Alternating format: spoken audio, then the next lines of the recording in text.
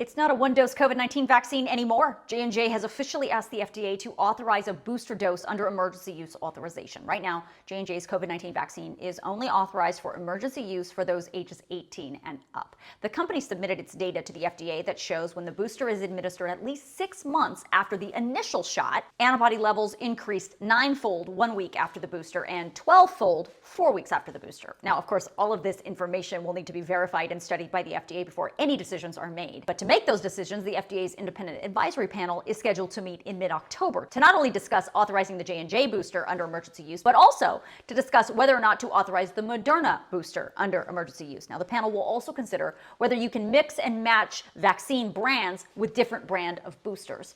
As always, once the FDA advisory panel makes a recommendation, the FDA will either approve or deny it. Then it goes over to the CDC director, who will decide whether or not to approve or deny the FDA's recommendation. The Senate is expected to take up the debt ceiling issue in a vote tomorrow, but all indications are that vote's going to fail. And here's why.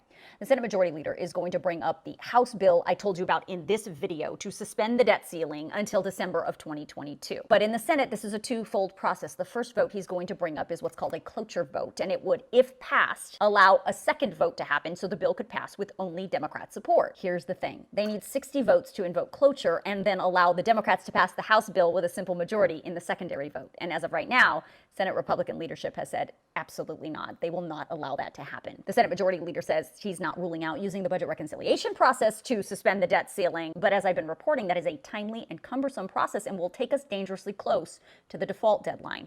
Speaking of the deadline, the words I've been using are important. I keep saying on or around October 18th because the Treasury Secretary says that date is not set in stone. She says it's really hard to nail down the specific date because the government's financial situation is sort of fluid right now, and the default could even happen before October 18th. Why? Well, as I've been reporting, we actually hit the debt ceiling back in August, and the Treasury Department has been using extraordinary measures to float the government ever since. There are a lot of other options to deal with the debt ceiling being tossed around Washington, D.C. right now. You're probably hearing things like the nuclear option, and there's a possibility the White House could find a way to raise the debt ceiling without Congress. Things are getting wild.